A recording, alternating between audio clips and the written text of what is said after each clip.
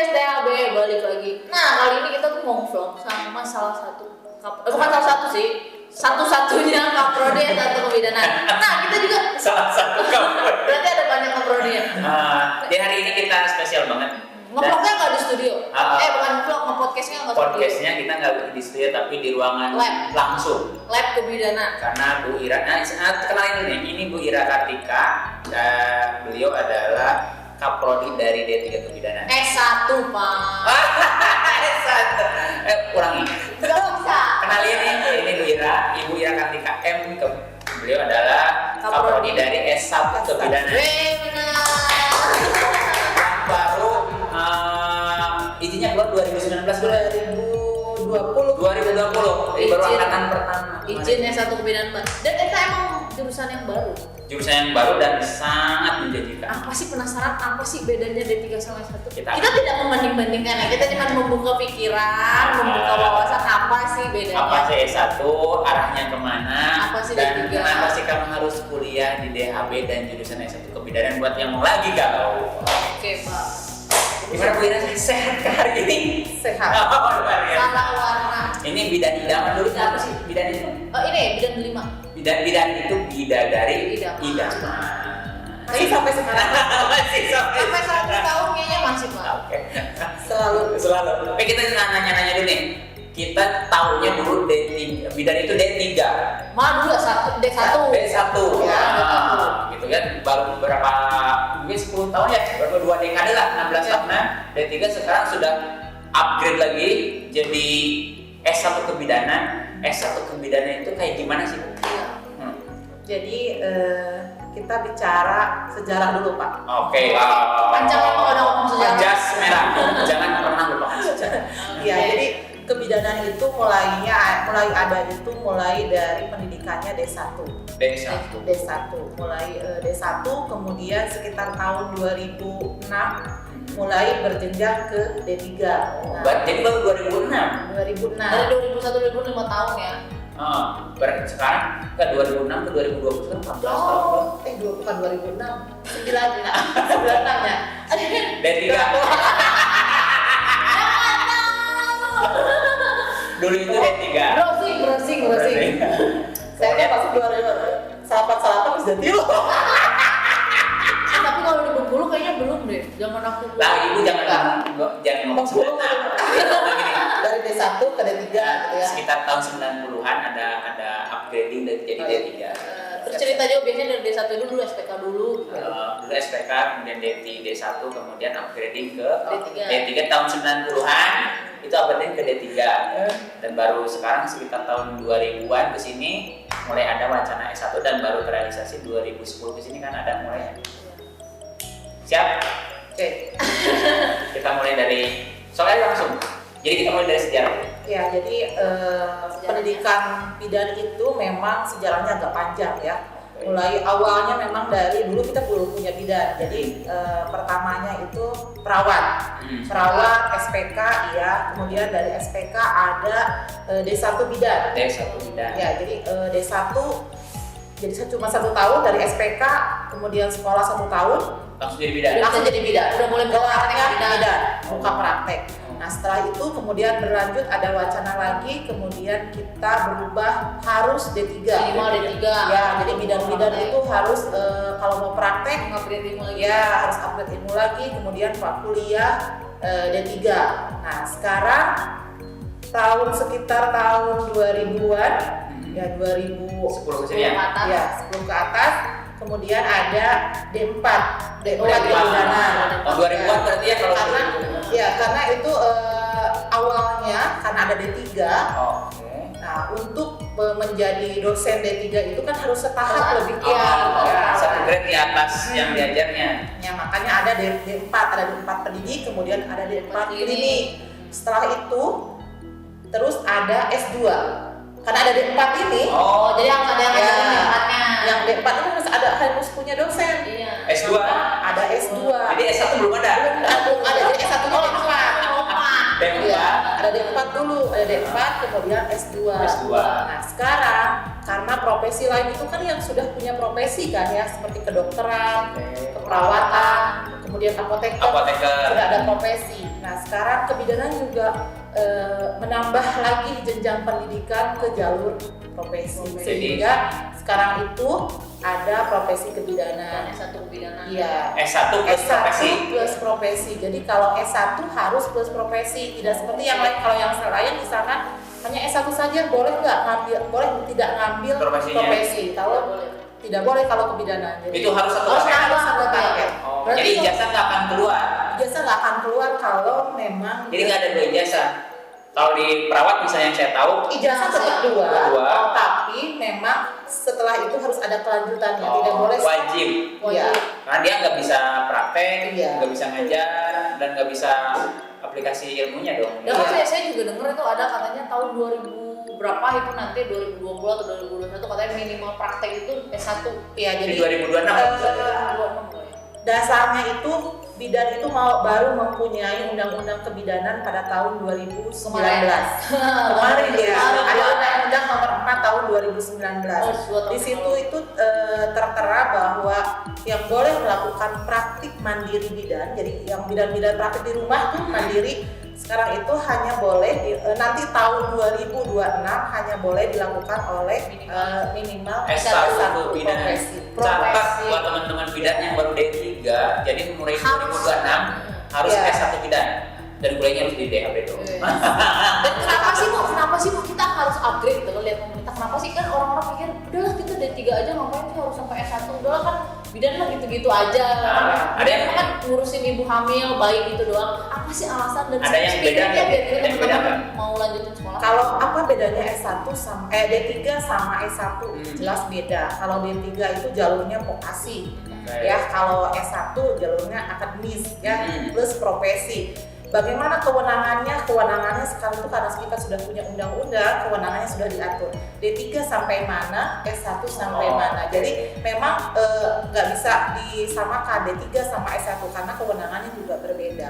Tapi bukan berarti D3 ini sudah tidak boleh lagi, boleh. Jadi Tetap ada sekarang tetap ya. ada, D3 tetap ada dan kewenangannya berbeda antara D3, S1. Jadi mungkin nanti di lapangan kerjanya setelah 2026 Iya. D3 itu mungkin tidak bisa buka klinik tapi Iya. masih bisa kerja masih bisa kerja di bawah supervisi dari S1. Iya. Tapi diharapkan untuk yang D3 itu bisa mengupgrade ilmu kan. Harus, Iya. harus. Jadi biar bidan juga semakin maju. Soalnya kok bidan itu secara tidak langsung dipandang harus kita sebagai bidan. Misalnya gimana? Kalau perawat kan kayak udah ada jurusan perawat Maternitas.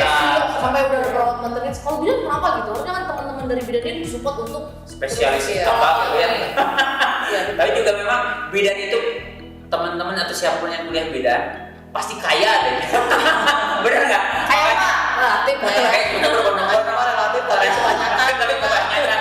Karena semua rata-rata yang saya temuin aja pengalaman itu yang namanya bidan pasti minimal rumahnya itu luas dua lantai, kemudian juga mobilnya minimal. Apalagi bidan desa dikasih sama Pak Lurah apa ya? Bidan desa yang nikah sama Pak Lurah lebih Atau keren. pacarnya gitu kan. Iya biasanya gitu. Makanya sekarang yang bidan-bidan D3 mereka sangat berminat sekali untuk melanjutkan ke S1 karena kan yang sekarang sudah buka praktek yang sudah pasiennya banyak, memang dituntut untuk Memang dia butuh legalitas itu. iya. Jangan sampai nanti kalau udah 2026 dia belum kuliah. Oh. Berarti memang harus kuliah. Memang harus kuliah. Memang harus kuliah dan mengupgrade ilmu Pak. Jadi Iya. bidan itu penelitiannya tiap tahun masih berubah. Jadi yang dulu katanya dulu ya zaman-zaman 80 70-an tuh kolestrum itu nggak boleh dikasih. Terus akhirnya sekarang setelah penelitian di-upgrade, kolestrum itu yang paling bagus. Iya, karena Berbenturan nggak antara S1 bidan dengan kedokteran? Misalnya sekarang Objin. Iya kan banyak tuh bertanya-tanya. Nah, kayak tidak sama sekali. Jadi karena kompetensi kita berbeda dengan Objin, ya dari asuhan kita juga sudah jelas kita mah asuhan kebidanan bukan obstetri, Obstetri bukan bukan. sangat berbeda jauh. Jadi lebihnya kita memang bagaimana lebih humanis ya, Iya, tidak berbasis betul. farmakologi ya, gitu ya. Tidak terlalu banyak Tindakan tindakan Medis. ya. Jadi, medis gitu ya. Kita malah lebih banyak pakai rasa Pak. Karena jadi tidak. asuhannya itu. asuhan yang ditanamkan. Oke. Kenapa bidan-bidan banyak kaya Pak? Saya kasih tahu Pak. Apa? Karena ibu-ibu itu lebih nyaman ke perempuan. Jadi kalau ke perempuan tuh curhat, terus perempuan kan ngerti. Tapi sekarang kalau Coba kalau sama bapak, saya sakit Pak, terus bapak nggak pernah ngerasain. Tenanya. Benar. Kayak sekarang kemudian S1 kebidanan sendiri seperti apa sih Bu? Kan Ibu sebagai Kaprodi nih, Ya. mungkin punya bayangan ke depan seperti apa gitu kan. Dan itu yang membuat teman-teman nih, kamu harus deh kalau kuliah bidan Di DHB. DHB gitu. Jadi sekarang begini ya, apalagi di suasana pandemi seperti ini, lulusan kuliah itu kan banyak yang menganggur ya Pak. Nah, betul. Nah sekarang di bidan itu kita bukan mencari pekerjaan, tetapi kita bisa menciptakan lapangan pekerjaan. Oh, Jadi benar. dengan bidan, misalkan adik-adik nih mau kuliah kebidanan, nanti bisa membuka lapangan pekerjaan, Oh, baik iya. buat diri sendiri ataupun dengan orang lain. Sekarang Jadi buka klinik gitu buka ya. klinik Oh, gitu. oke. Jadi memang arahnya ke situ, kita harus bisa bekerja Membangun atau menciptakan lapangan. entrepreneur. Oke. Oh, perempuan entrepreneur. Nah, yang membedakan antara kayaknya kan tidak hanya DHB doang, udah Banyak ya, ya, S1 satu. yang membedakan yang kuliah di DHB Oke. dengan yang non DHB apa sih? Nah, DHB itu kan punya moto 3S Principle Oke. ya. Jadi lulusan kami kan sebelumnya itu punya walaupun sekarang juga ada D3 ya. Ya. Jadi di D3, jadi lulusan kami sudah banyak. Jadi pendekatan kita bidan itu tidak hanya misalkan hanya antara bidan pasien kalau sudah melakukan tindakan sudah aja, tapi tidak seperti itu. Kita dengan melayani dengan hati. Kemudian di S1 kebidanan ini ada yang namanya kebidanan komplementer. Apa tuh? Nah, kebidanan komplementer ini jadi tidak hanya berbasis semuanya tentang medis. Oh. Jadi kita di luar medis tetapi masih bisa diberikan sama bidan-bidan itu. Jadi Mungkin tindakan berbasis alam gitu. boleh, ya betul, berbasis alam. Jadi mungkin ada terapi-terapi. Iya, kayak hipnoberti lah Ya, contohnya. ya, akupresi. Dan itu memang ada pelajarannya. Iya, ada pelajaran. Sebagai itu mata kuliah lokal mungkin ya. Iya, Kekhasan jadi DHB. kekhasan. Jadi kekhasan. Jadi kita memang nanti setelah lulus dari S1 kebidanan di Tidak DHB hanya ini, jago jadi bidan, tidak hanya bidan tok itu saja, tapi di ilmu komplementernya juga Jadi punya. didalamin. Jadi kalau saya sih bahasa kasarnya kamu juga bisa jadi punya ilmunya tabib. Tapi memang Tapi beda. yang oke. Tabib nggak oke. Coba lihat sekarang bidan-bidan yang banyak itu kan yang sekarang lagi diminati yang seperti itu. Oh, benar. Sekarang yang lagi tren itu kan teknik pus-pus itu. Padahal kan itu udah biasa banget nih dari Sebenarnya. Tapi kan kadang semua orang tidak terekspos. Iya, mungkin dengan teknik jadi pernapasan tuh seperti apa. Benar. Jadi itu di komplementer memang ada gitu. Dan itu diajarin. Diajarkan bagaimana supaya ibu itu rileks. Jadi kan sekarang itu banyak ibu-ibu yang trauma dengan persalinan. Tapi kalau di S1 kebidanan kita akan diajarkan bagaimana caranya memimpin ibu untuk bersalin dengan nyaman, dengan rileks. Jadi dia tidak akan trauma lagi. Nah itu yang ditekankan di S1 kebidanan dan usaha. Dan Wow. itu Mbak tahu nggak efeknya apa? Jadi makin banyak duit. Asuhan makin terjalin. Jadi pasien cerita. Balik lagi ke sini. Karena ujung-ujungnya pasti itu. Ketika yang terlepas dari uang juga kan Iya. banyak kebaikan kita bisa lebaran. Pasien akan terus banyak gitu kan. Jadi ada khusus mata kuliah kebidanan komplementer Komplementer. yang mengajarkan teknik-teknik luar teknik medis. Iya. Wow. Oke. Selain itu Bu, selain tadi ada komplementer, mungkin ada pembiasaan lain yang memang ditekankan pada anak-anak satu bidang nih. Karena baru sekarang kan kalau nggak salah baru satu angkatan ya. Iya, baru Jadi satu angkatan. kalau misalnya apakah pembiasaan atau ada hal-hal yang lain yang memang diterapkan di DHB. di S1 kebidanan? Iya, satu benar. Ya, di S1 kebidanan memang kita mengikuti yang DHB. Kalau misalkan sebelum perkuliahan kita doa dulu, Asmaul Husna. Jadi spiritualnya memang levelnya kita ini overdosis lah. Saya sampai hafal loh Mas mulutnya. Masya Allah. Yang harus gitu. Jadi beliau berdua ini adalah produk-produk DHB. Kalau Tuwira ini adalah the founding mother, bukan the founding mother. Beliau itu dari awal berdirinya di 3 bidan. Ya, dari tahun 2002. Ya, jadi berdirinya bidan itu beliau sama Bu Yanti. Nggak salah. Saya membidani, istrinya Pak. Jadi memang Di podcast ini dia lagi cari istri Pak. jadi Bu Ira ini adalah founding mother-nya kebidanan, mendirikan DT kebidanan di DHB. Salah satu tokohnya gitu kan. kalau tehnya ini adalah alumni S2 kebidanan DHB Tahun kemarin. yang kemarin gitu kan. Jadi dan sekarang Bu Ira luar biasa, dedikasinya sekarang dipercaya memulai lagi di Ponding Modern S1 kebidanan. Ya sejarah itu memang sekarang pada titik level tertentu D3 kebidanan sudah maju, Bu Ira sekarang berkarya lagi di S1 kebidanan gitu kan.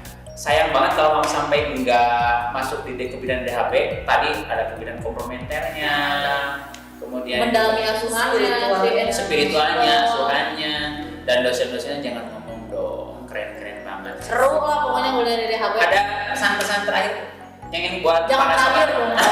Pesannya gimana? Ada pesan-pesan lu buat Ada pesan-pesan buat sobat DHB gitu ya? bentar, ada yang mau ditanya nih. Apa? Pasti banyak tuh yang nanya, DHB D3-nya boleh, lulusan D3 kapan nih bisa masuk DHB? Nah. S1 kapan sih gitu? Kan sekarang kalau nggak salah masih terima dari SMA dulu ya, Iya.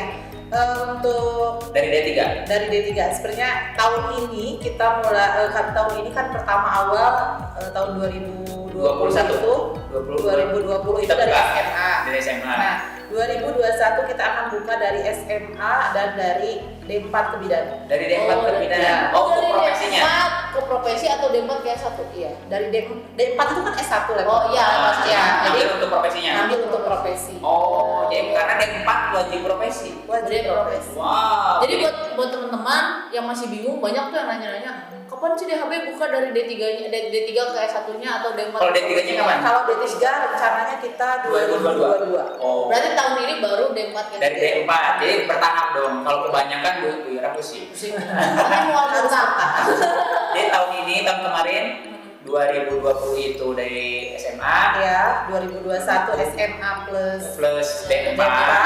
Kalau 2022 D3 ke dari D3, tambah dari D3 juga. Oke. SMA, D4 sama D3. Iya. Oke. Itu aja. Ada yang ingin disampaikan sama ada sobat-sobat yang mau DHB? ditambah? Jadi bidan misalnya. Apa sih serunya jadi bidan gitu? Kenapa sih? Kan banyak tuh pilihan-pilihan yang lain, jurusan perawat, RO, Kesmas gitu. Kenapa sih Bu yang paling dijual lah promosinya gitu? Sebagai ketua prodinya, Kenapa sih? kalau kita kan harus netral. Kita kan harus netral. Kenapa kamu harus ke bidan deh? Pokoknya kalau ke bidan itu selain kuliahnya seru, prakteknya juga seru. Oh. Beda dengan kuliah-kuliah yang lain ya. Kalau kuliah umum mungkin hanya di kelas terus-terusan. Tapi kalau kebidanan kita ada rasa tersendiri kalau kita sudah berhasil menolong misalkan orang, apalagi menolong persalinan ya. Begitu bayi lahir, wah pokoknya siapa Nalurinya. rasanya akan beda sekarang, akan plong. Siapapun yang kita tolong tapi kita akan bahagia. Jadi sekali. kita sebagai manusia harus paripurna ya, Paripurna. menolong persalinan. Menolong orang yang bayi baru Daripada lahir. jadi orang pertama yang dilihat oleh bayinya dong. Makanya Bapaknya lain bapaknya. makanya dia nangis Bu. Lain bapak orang. Oh benar. Itu alasan kenapa. Baru ketahuan juga kenapa anak bayi itu lahirnya pas keluar nangis. Sekarang bukan gitu Pak alasannya Pak. Nanti setelah baik itu sobat DHB, kita sedang ngobrol-ngobrol sama Bu Ira Kartika, Kaprodi S1 Kebidanan yang luar biasa banget. Nyesel deh kalau kamu nggak masuk S1 Kebidanan dan nggak ada alasan buat Udah tahu kan kenapa harus jadi bidan? tadi. Pokoknya Bira makasih banget. Kasih, Bu. Sukses sama-sama sehat terus. Di setengah kesibukannya lagi uji praktek. Kita ganggu. Kita culik waktunya. Makasih semuanya. Pokoknya ikutin terus Gen Best DHB. Bye.